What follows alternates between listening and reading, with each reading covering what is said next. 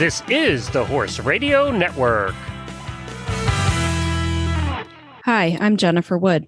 And I'm Jennifer Connor. From Equestrian Businesswomen. And you're listening to Equestrian B2B, the podcast that brings together industry leaders, entrepreneurs, and equestrians for conversations about how they build and sustain a successful business.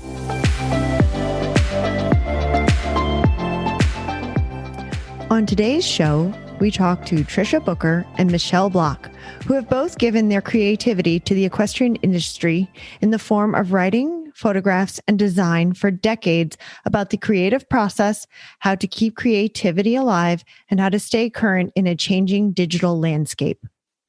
Tricia Booker is a lifelong equestrian who has been fortunate to make horses her vocation and avocation. Tricia is a U.S. Equestrian Federation large R rated judge in hunters and hunter jumping seat equitation and has more than 30 years of judging experience. She owns and operates Cameron Green Media, LLC, and is an award-winning editor, writer, and photographer. As the editor of the United States Hunter Jumper Association's In Stride magazine from 2010 to now, and former editor, staff member of the Chronicle of the Horse from 1991 to 2010, Tricia has traveled the country and the world, taking photographs and covering equestrian competitions for more than 3 decades. Tricia is also the co-author with Julie Winkle of the acclaimed new book, Judging Hunters and Equitation WTF, Want the Facts?, which is now in its second printing. Her articles and photographs have earned dozens of honors in the American Horse Publications Equine Media Awards.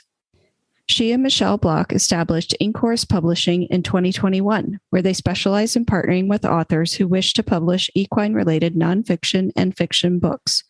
Thanks to their comprehensive skill set, Ink Horse Publishing can take a manuscript from rough draft to finished product all in-house, complete with ghostwriting, editing, design, photography, printing, and fulfillment. In the show ring, Tricia has earned countless hunter jumper tricolors from coast to coast. She continues to compete aboard hunters and jumpers, and she currently owns 2 horses showing in the 3-foot and 3'3" green hunters. Michelle Bloch started her freelance writing business, Writer's Block, in 1992 after graduating from Muhlenberg College in Pennsylvania. A full-time internship with the Chronicle of the Horse is also where and when she met the staff writer Tricia Booker, who 30 years later would become her business partner. Since then, Michelle has created pages of words and images for mainstream and equestrian publications. After marriage and giving birth to her daughter, she focused on media relations for equestrian events and expanded her business to include graphic design. She works for the Capital Challenge Horse Show for 27 years with various roles requiring writing and design. She created and built the show's newsletter, The Daily Update, the first print newsletter of its kind at an equestrian event, and took it into the digital age. She is an award-winning journalist, collecting multiple honors from the American Horse Publication Media Awards for her feature writing in USHJA In Stride magazine. In the midst of the pandemic, Michelle started a publishing company with Tricia Booker. With a focus on education in the equine industry, Ink Horse Publishing was created to help equestrian writers get their work into the hands of their readers. Michelle is at the start of writing a book with a prominent jumper rider, but doesn't have a publication date scheduled yet. Michelle is a lifelong equestrian who taught riders at her New Jersey farm, Ridge Riding, for 10 years, but today just enjoys the quiet time with her animals. Michelle is a lifelong equestrian who taught riders at her New Jersey farm, Ridgeview Riding, for 10 years, but today just enjoys the quiet time with her animals. She cares for 4 horses and 2 dogs, loves biking, hiking, and tending to the vegetable garden, and bakes far more than she should eat. Hey guys, we're so glad to have you on the podcast today. Jen and I had been talking about the topic of creativity for a while. And I was like, well, I know 2 really creative people. Let's talk to them. And and I thought it would be cool because I know you guys have been doing so many different things in the industry for a lot of years. And what you have done has really changed throughout those years. So I think it's really cool to get your background and how you've seen things advance, not only in the equestrian industry, but in writing and photography and graphic design, like things have grown leaps and bounds, even just in the past 10 years. So I thought it would be cool to talk about it and let people know how you guys deal with creativity and how you keep it going. And we're excited to talk to you about it. Yeah, I'm really interested to see your perspective of creativity and how it can transfer into the equine industry, maybe more than just in writing books and in graphic design. So I thought we'd get started talking about what your definition of creativity is. So Michelle, if you'd like to start. Sure. My definition is pretty simple. I think of it as like allowing yourself to turn off the inner critic and being able to explore possibility. Because I think that inner critic can really shut you down fast if you let it. I love that. And it applies everywhere to any type of no matter what you're doing. Endeavor. Yeah, absolutely. I think that's probably one of the toughest things is shutting off the inner critic to be open, right? It takes practice. It really does. It's not something that comes easy, at least not for me. Tricia, how about you? How do you define creativity? Similarly to Michelle, but I look at it a little bit differently too. I think it's also the ability to think outside the norm. It's leaving behind the constraints and pushing boundaries, taking off your blinders.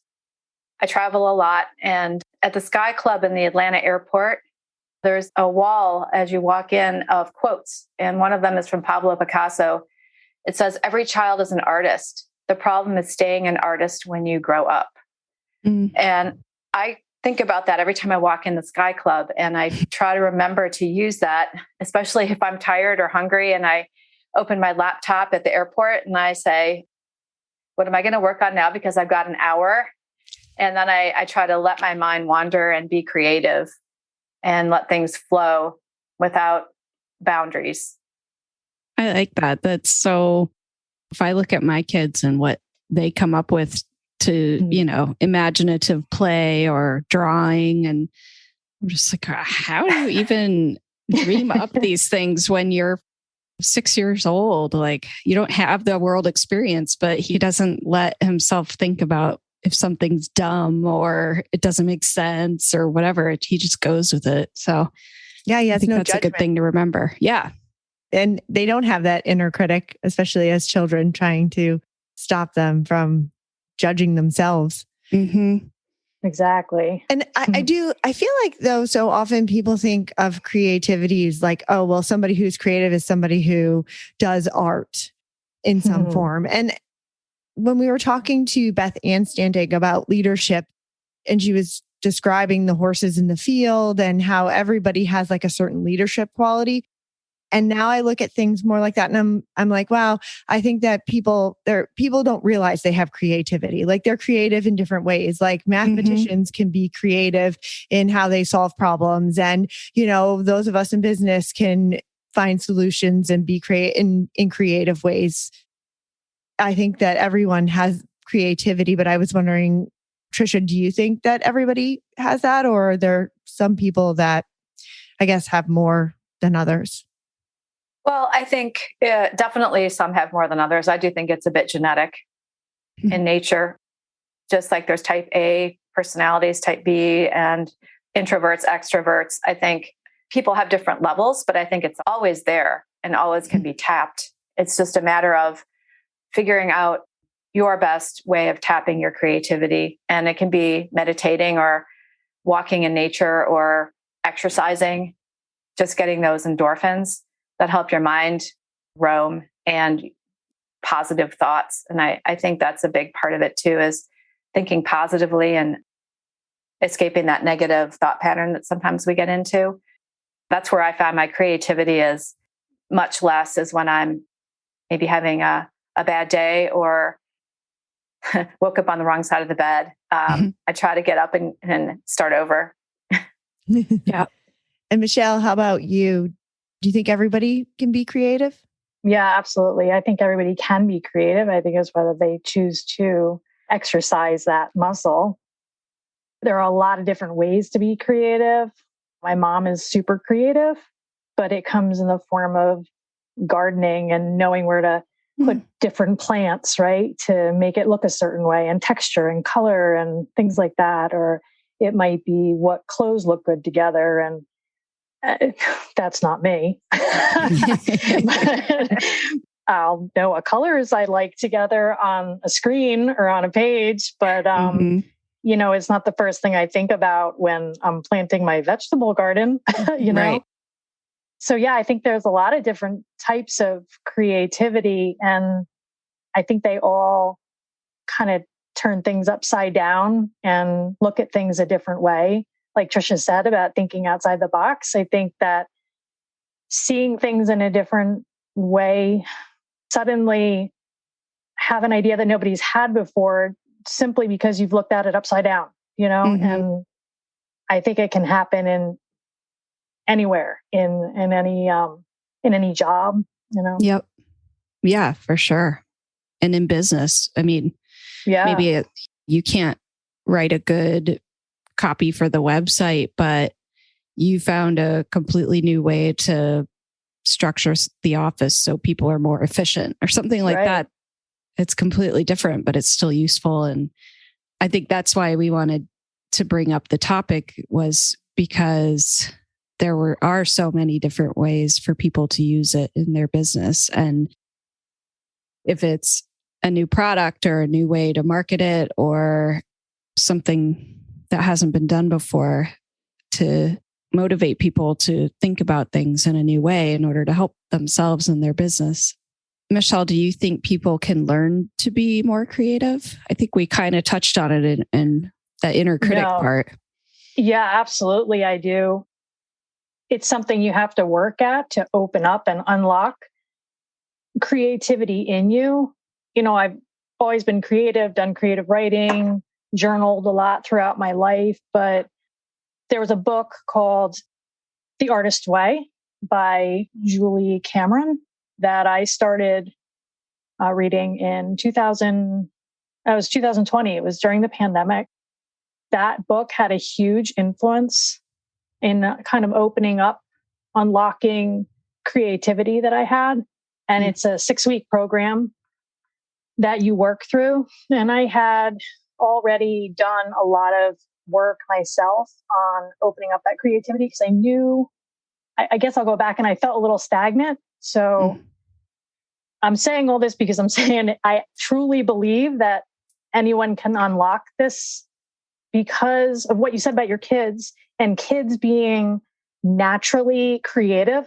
They know how to tap into that. And so it's a matter of breaking down all those barriers that you've kind of put up along the way. And I went through a little bit of a stagnant period, and I thought, you know what, I've got to do something for myself. I need to get my creativity back. So I thought, I've just got to start writing. In my case, I wanted to write more. I needed to write. So I sat down and I said, okay, after Capital Challenge in 2019, when that was over, I said, that's it. Every morning, I'm going to get up and I'm going to force myself to write. But I was really gentle about it with myself. And I said, you only have to write a sentence. You have to write one creative observation. That's it. That's all I had to do. and then I had to do one sentence that was gratitude. And I had to do a to-do list. That was my big journal page for the day. What happened was that one sentence grew to 2, and then 2 sentences grew to 3. And next thing I knew, it was a paragraph, and my to-do list kept getting shoved out of the way and getting shorter and shorter. And I ended up doing it later because I suddenly was like, oh, I want to write, right? And it became more and more. Then I started tacking on reading, and I said, okay, in order to spark more creativity, I'm going to read. I gave myself permission, and this is a huge thing because it's not a waste of time. We're taught that time is money, and, we're taught that you got to go, go, go. And are you wasting time? And what are you doing with your time? And I gave myself permission to read every morning and write. And so I read a chapter, and whatever I was reading kind of inspired me to write.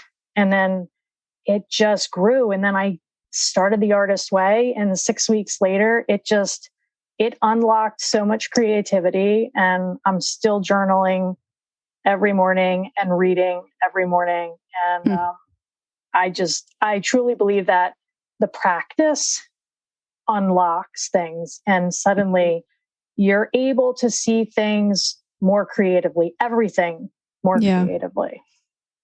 Anyway, that was my long-winded answer for you, but no, I love that, because I think people sometimes want examples of how people do things. It may not work for them, but at least hearing how other people go through it is helpful. And I think that same thing, that the idea of practicing something applied, when we talked to someone about mindfulness, and she said the same thing. Yes. Like, if you're ever going to get anywhere with it, like, just start small and add it to your day and keep trying different ways of doing it. Like, not everybody achieves mindfulness by meditation. Sometimes it's like exercise or, different ways of doing it. So I think it's the same thing with creativity and being able to find what works for you. If journaling works, awesome.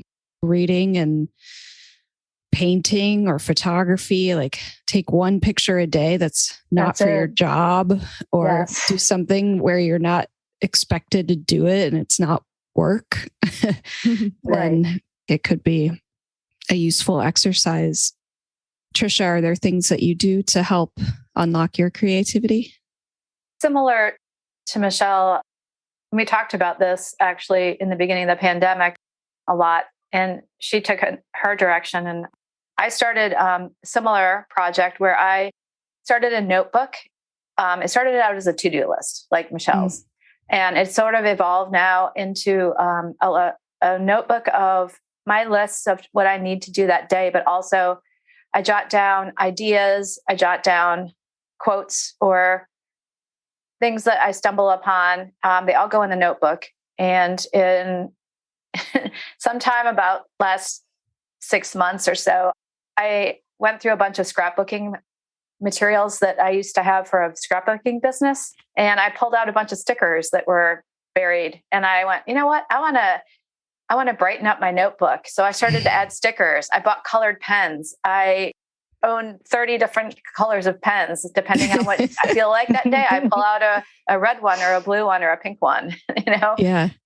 And also in that regard, you mentioned photography. I'm a photographer by nature. And when I started working from home about 10, 12 years ago, I ended up taking a lunch break every day.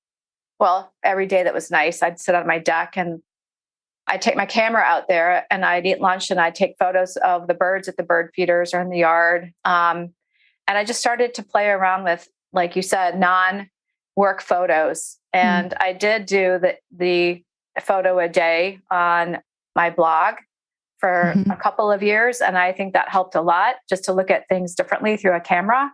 Yeah. Also to take part of your daily life that you see, like every day I see these same birds, but they do different things. They may be feeding their fledglings. They may be molting. There's all these different things that you see a bird and it's doing something creative, and you acknowledge that, and it opens your mind to see everything, just like Michelle said. So I think expanding on what you love and what you enjoy doing is a big part of unlocking creativity. Yeah, cool. I like to do a lot of research, and not just Googling. I like to read books, but for me, when I come up with questions for the podcast or we have a certain topic, I'll sit down for an hour or so and get on the computer and Google that topic and start out with, say, like creativity, and see what comes up. And then it starts getting my ideas flowing. Okay, what direction do we think we want this going in? Okay, let me see. Let me go down and let me Google this, or let me try that. Or I find that unlocks so much to be able to be like, oh, I didn't think it could go in that direction, but oh, you know what? This is good. So I mean, I love listening to books on tape when I'm driving, and I like to read a lot, but there's a lot of people out there who don't. So I think that you can find creativity. I mean, we have it at our fingertips on your phones, almost immediately.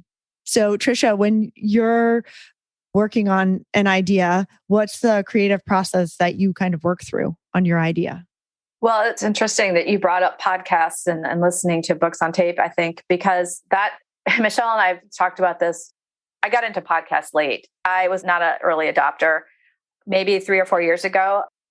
And now I love them. I listen to them all the time on topics I like and on some that I just happen to stumble upon. Mm-hmm. And I think that listening to other people brainstorm and being like the third party, kind of like the fly on the wall, really helps me get into the creative process. I think that's huge. And I also read a lot.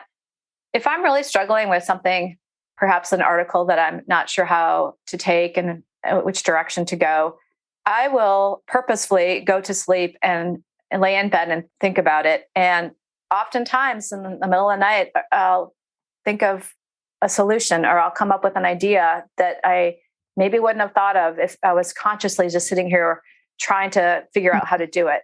And force it out.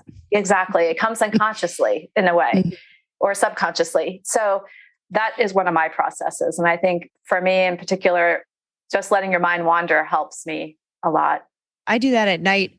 If I'm hosting a party and I need to plan the menu, that's like, it comes to me when I'm in the middle, like I'm laying in bed, getting ready to go to sleep. And I'm like, okay, what do we want the theme to be? Or, what's the holiday or whatever. And then I'm like, okay, well, what food?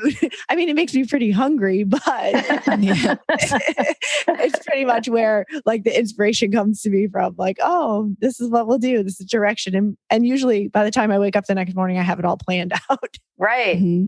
And I do keep a notebook next to my bed or my phone, and I do dictation sometimes. And I'll just, if I wake up in the middle of the night and I have an idea or a thought, I'll write it down or I'll dictate it on my phone. Yep. The next morning, so I know it's there. Because it definitely won't stay in your brain if you fall back asleep. I do the same thing. Like I'll come up with an opening sentence because I like to write the body and then go back and write an opening for it. But I'll always get opening sentences like right when I'm about to fall asleep and then I'm back on my phone writing something. And my husband's like, why are you on your phone? Like, I got to get this idea down. Exactly. Michelle, how about your creative process?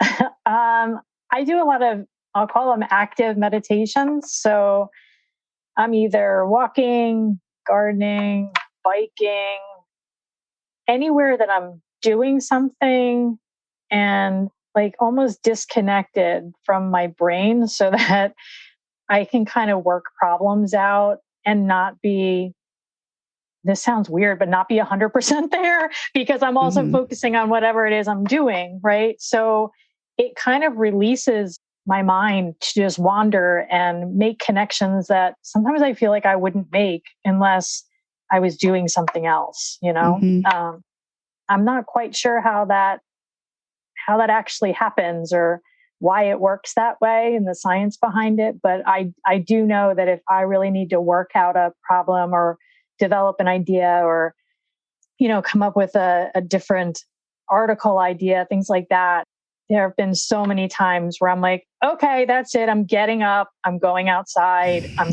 have to do something and I'll just up and go to the park or I'll just go outside and pick vegetables or whatever it is I'm doing just to do something while I let my brain work it out. We've definitely had people on the podcast who said they've gotten ideas while they're riding because, they're not sitting at a computer focused on something and they're allowed to kind of let go and while they're enjoying riding, it just comes. I think it takes the pressure off. It's like, I don't know, releasing this huge weight. You're like casting off the pressure and then you're free to just ponder. And then of course it's quick. I have to, capture those ideas, right? At the moment that they actually happen, then you're like scrambling for the phone or running for a piece of paper. Like, oh my gosh, I got to get it down right now. I'm going to lose it.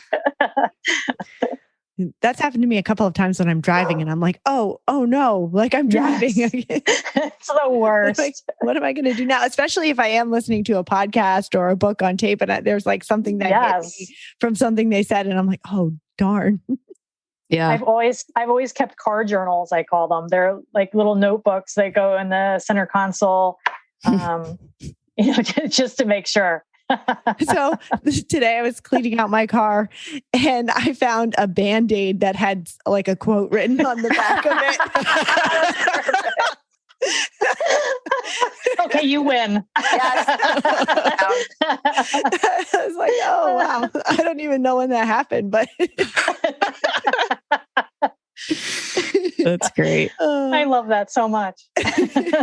So Jen has Band-Aid inspiration. Yeah. How about, is there, I think we've kind of touched on it, but is there any specific way you draw inspiration for your ideas? Like, is there any place you go to, a room you go to, a specific activity you think you do to get yourself started? Tricia. I'm not one of those people who has a specific place. I don't think.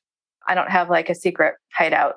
I will say though that I do love to groom my horses. And if I'm struggling with something, especially since I work in the horse industry and most of my work is horse related, I do find that if I'm kind of going through the methodical grooming process that I have I kind of do the same thing each time I groom my horse so that he knows, and is comfortable with the process. And that seems to, again, like Michelle said, puts me in that place where I'm doing something, but my mind may be wandering. I don't really have a specific place though, but being around the horses definitely, and when I'm working on a horse related project, seems to spark some extra creativity or definitely has helped me along the way. And Michelle, for you. So my morning routine is really regimented, which is kind of funny when it's for creative writing, but it is coffee. It is in the same chair every morning. It's a blanket, no matter if it's 90 degrees out or 10 degrees. And it is no phone. I can't have my phone on at all. It's off to the side, not allowed to touch it until after I'm done. It's doing my reading and then doing my writing. And it's very regimented. And I think it's comforting to have that because it's like my brain knows it's writing time. It's time. This is it. Now you can be creative. And in the beginning, it was kind of hard to write creatively my own thing, not work, but anything I wanted to write and to have that freedom. And now it's to the point where there are times where I'm like, oh, I get to write tomorrow morning. I get to get up and I get to read and I get to write and I get to drink coffee and nobody's going to bother me and I don't have to look at the phone. And it's fantastic. So yeah, I do have a favorite place to write. I have an addition. I will also say that time of day is also important to me. Oh my gosh, yes. Michelle and I've talked about this. She's a morning person. I'm a night person. I have to get up and do a bunch of admin stuff in the mornings before I start writing. And I find that I do my best writing maybe between 2 and 7 at night. That's when I just my brain slows down and words just flow. If I try to write first thing in the morning, I'm struggling. Yeah. And I think meanwhile, I'll get up and call Tricia and be like, oh, I had this great idea this morning. And it's like 9 a.m. And she's like, what? And I'm like, no. Hear me out. Out. This is what I wrote this morning. Here, let me read it to you. This is what we're going to do. And blah, blah, blah, blah. And she's like, oh my God. Yeah. I think Michelle's well aware of my, I'm not a morning person, although Tricia probably is too. We all stayed together in the same house at Capital Challenge. And I am not the person to go to before like 11 a.m. And I think that's important for people, especially if you're struggling with creativity, to think about where your sweet spot is. Don't try to force yourself to be something you're not, because that's going to make it even harder.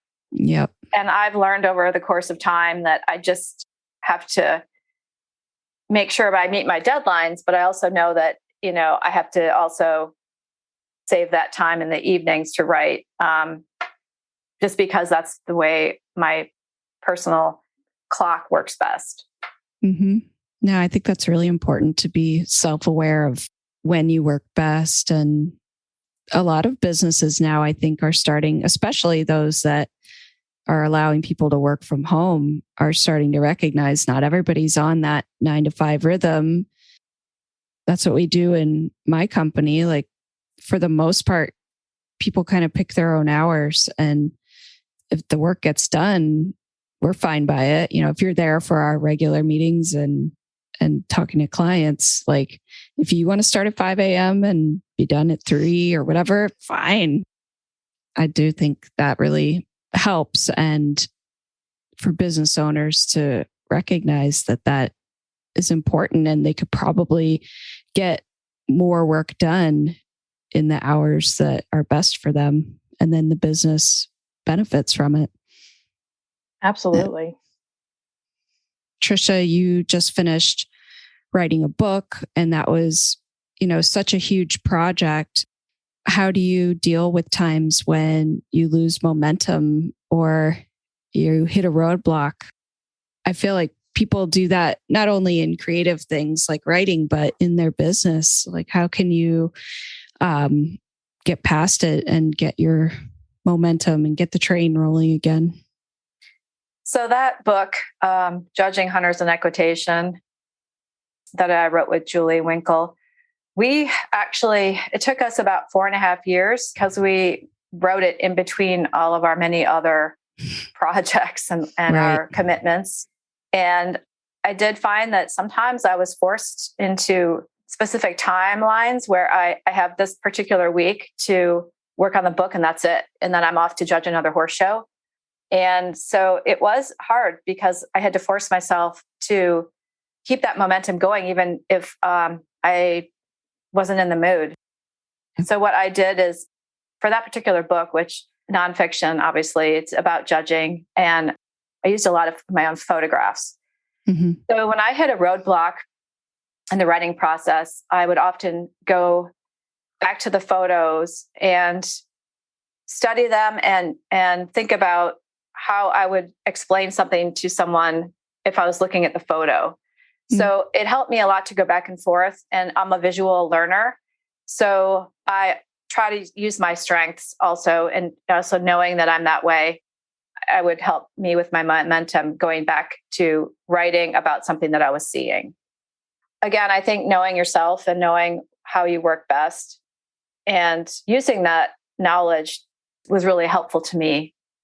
And I did get bogged down, and it was really hard sometimes, because if we set the book aside for maybe a month or longer and have to go back to it, it was really hard to get back into that rhythm. So I just kind of tried different things, but I do find that, as Jen said earlier, visual learning and research was super helpful to me too, to go back and Google things and to read articles about judging from other perspectives, and then go back and try to explain it in my own words was super helpful too. So just a bunch of tools to keep that momentum going. And for Michelle, is it different for you with getting momentum to start a project versus getting momentum when you're stuck in the middle of one?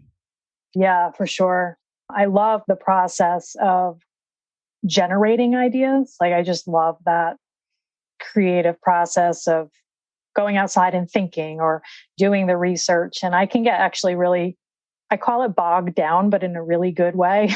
Mm-hmm. I get a little too excited about the research part of it because I really enjoy it. Like, I love learning about new things. And so when I do a deep dive, I'm enjoying every aspect of it. And sometimes I have to reel myself back up out of that deep dive. And then I usually go from that to the structure of it. So I like to write with structure. So outlining is super important to me. Usually I try to figure out the structure next. And then once I get the structure down and really outline it and decide where things are going to go from and to, and I start then the fun parts of writing it. And then I get to that point where it's the really hard work. It's the transitions, and it's the making sure that everything flows and that the reader knows as much as I do because I've just done all of this research and I've learned so much new information, but now I have to make it simple for the reader to come in and understand what I'm talking about. And usually that's when it gets tough and I feel like I'm walking through a swamp. And at that point where all I want to do is pick up my phone and like scroll through Instagram, or I want to be like, oh, I think I need to research this a little bit more. Yeah, I definitely do. I definitely need to know more about this. No, Michelle, what you really need to do is just write. So I have to force myself, right, to get to that part. And that's when pretzels come in. I swear that pretzels and eating, that just helps that last. And maybe it's like the reward aspect of it. And this is probably really unhealthy, but I don't know. But I have to eat and drink something and it forces me to just stay. And maybe it's that same kind of active meditation form, except that instead of like doing and writing, I'm eating and writing, and it's kind of a really embarrassing thing to admit, but that's what I do. And it happens in nearly every big article. And I always know I'm at that point and I just have to give in to that. Yep. No shame. Nope. Could be a lot worse, right? Exactly. But there's lots of artists who have much worse vices for their creativity. Yeah, seltzer and pretzels are pretty mild. Tame. Yeah. I used to skip school in high school when I'd have to write a report. My friend and I would skip school like the day before it was due, and we would go to the Hamilton College library, and that's where we would spend the whole day like researching everything, getting inspiration from. So I think pretzels and seltzer probably my mother would have appreciated more than school. That sounds like a great day. Yeah. Mm-hmm. So how do you guys work some new ideas into like old concepts or old projects? I mean, in the equine industry, right, we're pretty much the same a lot. So like, how can we get people to like think about new ideas and implementing them into what they already have going on or projects that they already have going on? So Michelle, do you have any tips that you can give them? I do, because I love doing this. It's one of my favorite things to do is taking an old concept and I like turning it upside down, right? And then turning it around a couple of times. For an example, I took a grooming article that Tricia actually assigned me for In Stride magazine. And it happened to be during the pandemic when I was supposed to be writing it. And I had gotten it assigned before the pandemic started. And I thought, I can't believe I have to write about grooming. Like, that's just boring. What am I going to write about? How am I going to make this interesting? And I came up with mindful grooming and about the mental side of grooming, both for the horse and the rider. So anyway, that was just an example of something that I've done. But okay, I have to tell a story about this morning as I'm doing my meditative raspberry picking, because this totally fits. So you can't just look head on when you're thinking about writing about a topic, right? Or a project. You can't just look at it the way everybody else is looking at it, because everybody sees the same thing head on. Just like when I go to pick raspberries, if I look at the bush, right? I have this huge raspberry bush. Well, it's like maybe 4 feet by 20 feet long.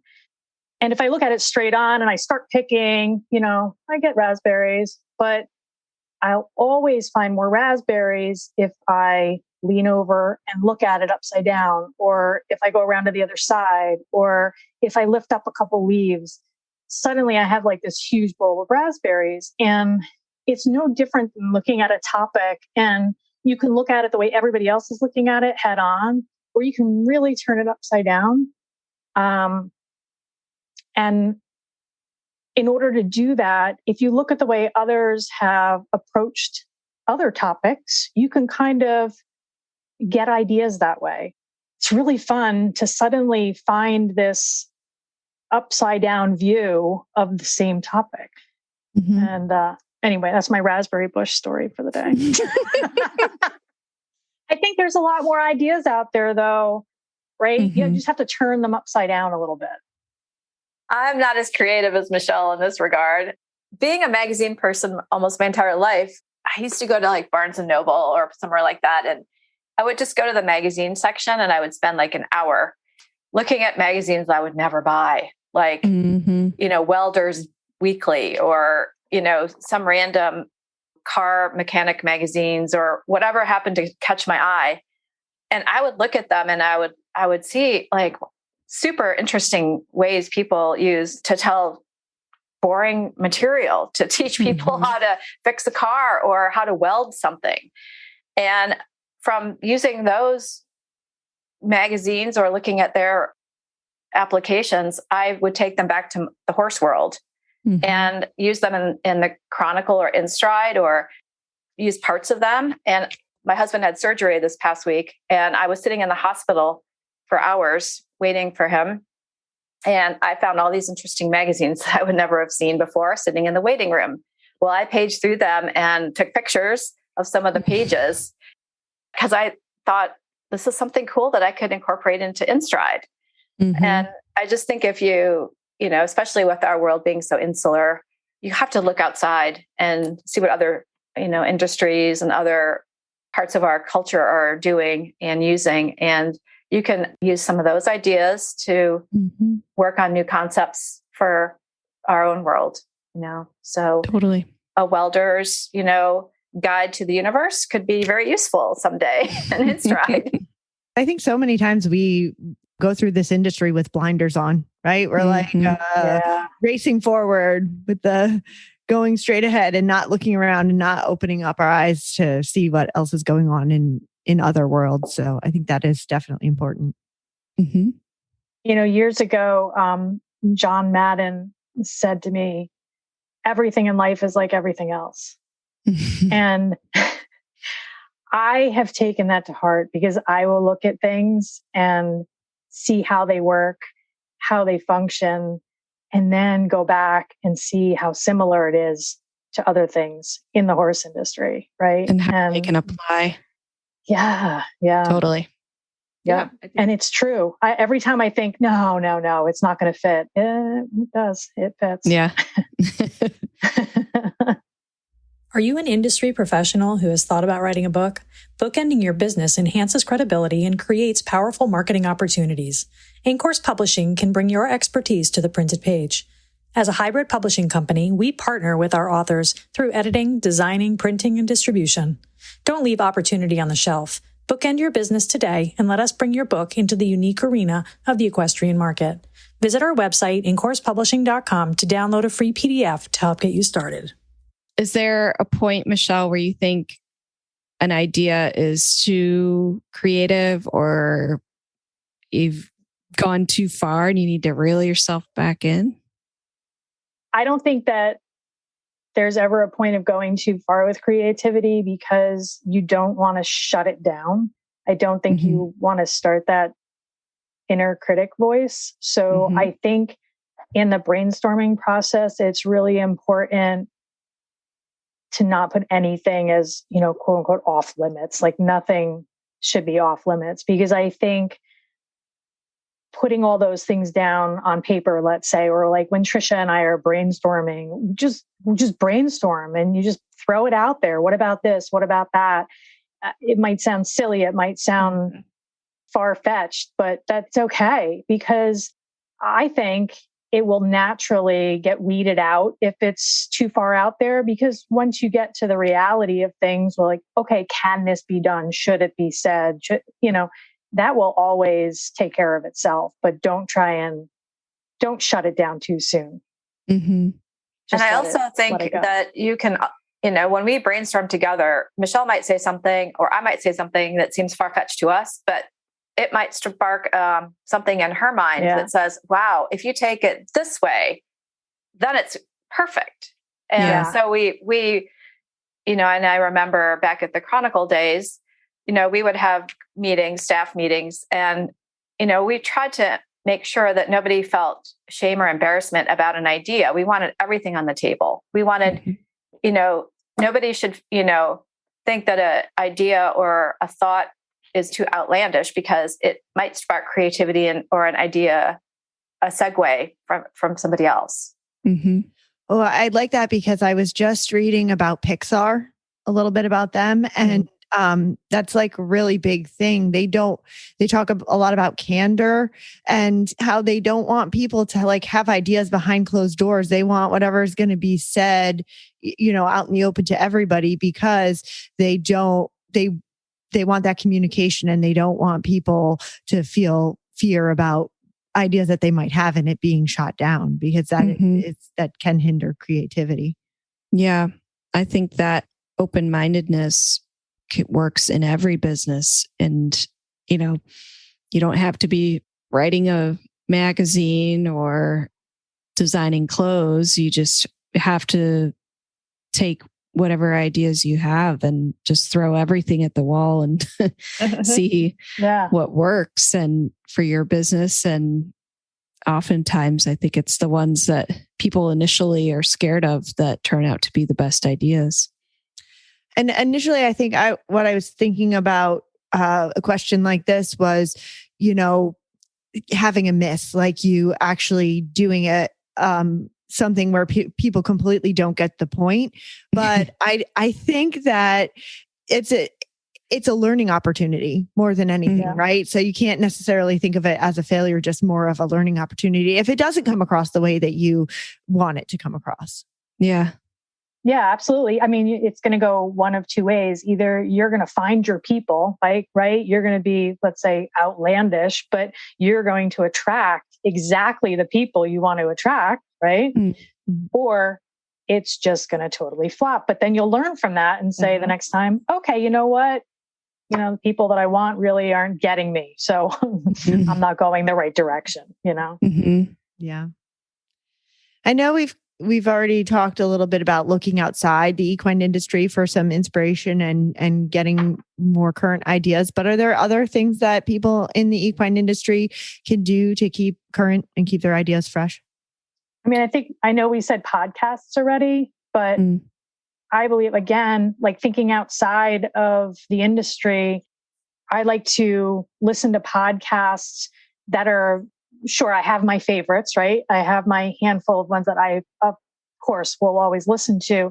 But then I treat it like a sampler platter, right? If I want to find out what else is going on, and I'm not talking about like mainstream news, and, I'll just pick random podcasts that, I don't know, may give me a good idea, right? Because I don't know about the current situation in cryptocurrency, right?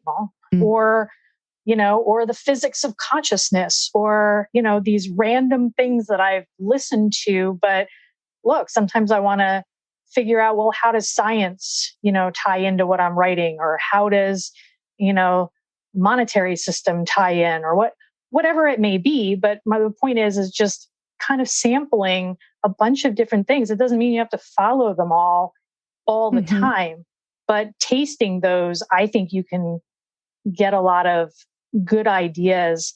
And because podcasts are so current, right? The ideas are really current. Yeah.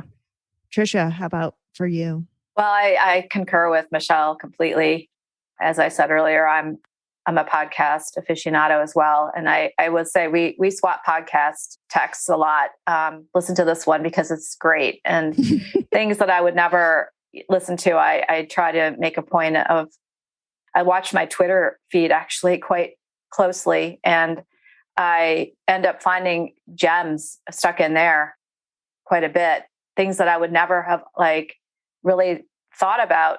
Also, I think part of my routine at a horse show is to keep an eye on the outside world, because when I'm at a show judging or showing, I feel like I get stuck in the horse show bubble, and I forget about everything that's happening outside. And I subscribe to 3 newspapers on my phone. I can read an article or two just in the evening before I go to sleep, just to see what's happening as Michelle said, in various aspects of our culture, from health to medicine to, I don't really follow politics, honestly, or sports other than ours. But, I feel like if you keep your finger on the pulse of the outside world, you can bring that back to the horse world and not get sucked into the bubble and kind of lose focus of the rest of the world.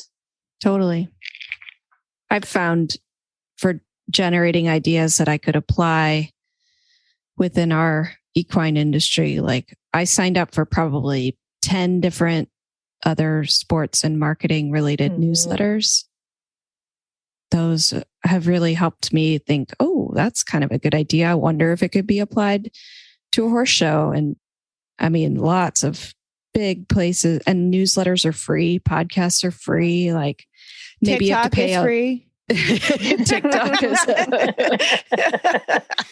totally. Like, I think, just giving yourself the chance to listen or read or look at other places helps a lot.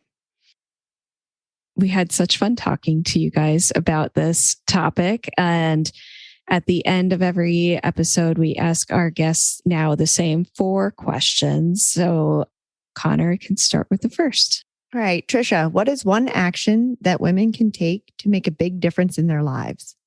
For me, it's delegating.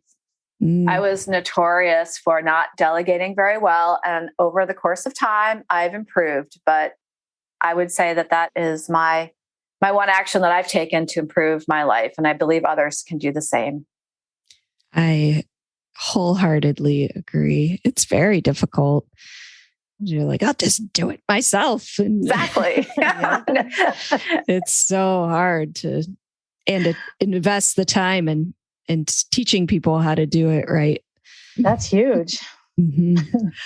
It's pretty much the demise of my career as a farm manager, managing 80 horses. I was doing way too much myself. Right. Yeah. It just leads to burnout. Honestly, totally. That's exactly. Delegate. Yeah. And the funny thing is, sometimes you find out that somebody does it better than you, and it's awesome. How about Michelle? What's one action that women can take to make a big difference in their lives? Say no. This has been a huge game changer for me. I always felt like I was saying yes to every job. Like, okay, yeah. Oh, sure. I can fit that in. Sure. Yeah, no problem. I'll make that happen. To talk about burnout, right? It's squeezing that in. And, there's only so many hours in a week. Learning how to say no so that I could have the time to do work that I genuinely wanted to do makes a big difference. I wanted to feel passionate about what I was doing, not just saying yes to everything that came along. Yep. Like that. I think there's times in your life when you do have to say yes to anything because you need the experience and you need the money or whatever it is. But yeah, I think when you get to a certain point, you have to be able to turn things down. Yeah. And recognize why. I'll say it was a toxic yes, right? It wasn't that it was, I was trying to do too much, and that was a problem. Yep. Michelle, what's the best habit that keeps you motivated personally? My reading and writing in the morning, and probably eating properly too. Because when I don't, I feel pretty lousy, and then I'm not motivated to do anything. So same. Tricia, what's the best habit that keeps you motivated personally? Well, I mentioned my colorful, fun notebook of to-do lists and inspiration, but also I would just say riding and showing and being around the horses. Every day that I can get out to the barn, which is most of the time, it's 5 days a week when I'm not traveling. That just keeps me happy and productive, even though it takes a few hours out of my work day. I feel like it comes back to me tenfold. Tricia, what's your favorite horse movie? Hands down, Secretariat. My family's not horse oriented at all, but my son and my husband love that movie as much as I do. And we all get together and watch it right around Kentucky Derby time.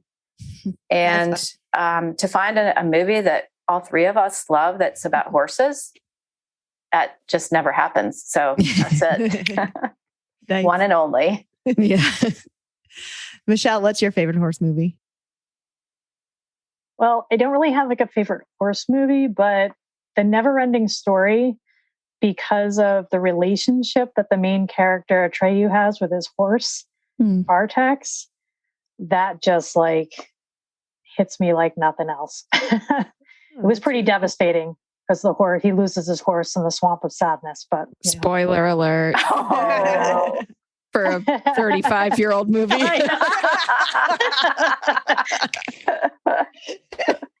So, Michelle, who would you recommend to be a future guest on this podcast? I would recommend Sally Batten. She was a college varsity equestrian coach for over 30 years. She's a fantastic woman. She retired and started a second career. And I think she's pretty amazing for doing that. She wrote The Athletic Equestrian and branded her business in such a fantastic way that I think she'd be a great person to talk to. Cool. And Tricia, who would you recommend? I would recommend Jenny Susser. And she did the empty tank syndrome course. I took it and it was remarkable. She's helped so many people know when they're getting, over the top and how to step back and take care of yourself and becoming more productive. And she's a horse person and she's helped me so much when I've spread myself too thin. I really recognize that a lot more now after taking her course. Great. I love those suggestions. So hopefully we can get them on in the future. And want to say thank you again to you for joining us and telling us all about how you stay creative. And I think it'll be a huge help for our listeners. Thanks for having us. Thank you for having us. Thanks. It's great. Yeah. So these two immediately came to mind when we started talking about creativity. I've known them for so long and I really admire everything that they've done in the industry in different ways and in being creative. And obviously Michelle is one of my closest friends and she and I talk all the time about motivation and creativity and ideas. And she's the person that I went to when I had my Equestrian Businesswomen idea and helped me come up with the summit, and she did the website and she did all the graphic design for it. And our logo for Equestrian B2B. She did our logo for Equestrian B2B podcast. Like, she's just an invaluable resource and good friend. So I thought it was really cool to have her on to talk about what she does to stay creative. And Tricia, I knew when she was at the Chronicle, and I was always like, wow, she does such an amazing job. Like, her photography is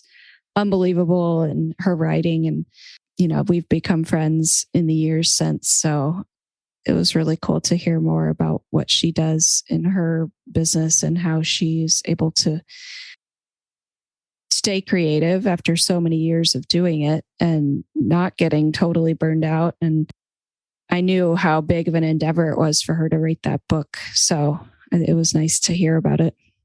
Yeah. They both had some really great ideas. And I can tell that they're super creative people. And that, I know Michelle is from experience working with her through Equestrian Businesswomen.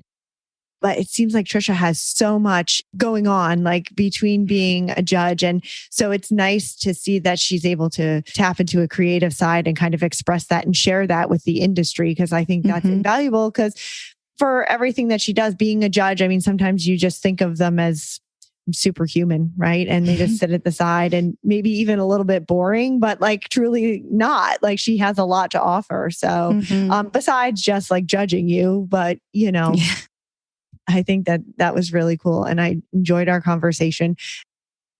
Now, maybe Michelle's inspired me to write Connor's 5 tips on how to get out of the bathing stall faster. Because that's a problem that I've come. And, I think I can make it useful to people. Yeah. That's a solid topic right there. Yeah. But yeah, I really enjoyed the conversation and I thought they were really amazing. And I really hope that our listeners can open up their eyes and look around and tap into their own creativity, whether it's, designing a jump course in your arena for your students or coming up with a new lesson program, or like you said, changing your office so that it's more convenient or it works better or, sparks your creativity. Exactly. I think that's great. Great conversations today. And when this airs, we'll be in the middle of the Saratoga Women in Business Spectacular Horse Show. So Can't wait. It'll be really fun. And I think we're going to get so much more content to talk about and people to talk to. So we can't wait to bring you more of that in the coming months. And tap into our creativity while we're there. Exactly. Find the links to today's guests and the show notes at www.eqbusinesswomen.com. Equestrian B2B is out twice a month on the 1st and the 15th. You can find out more at eqbusinesswomen.com and follow us on Facebook and Instagram. Find Equestrian B2B wherever you get your podcasts and be sure to follow, subscribe, and leave a review. You can have all 20 plus shows of the Horse Radio Network with you wherever you go with their free app for iPhone and Android. Go to your app store and search Horse Radio Network. Now go be creative.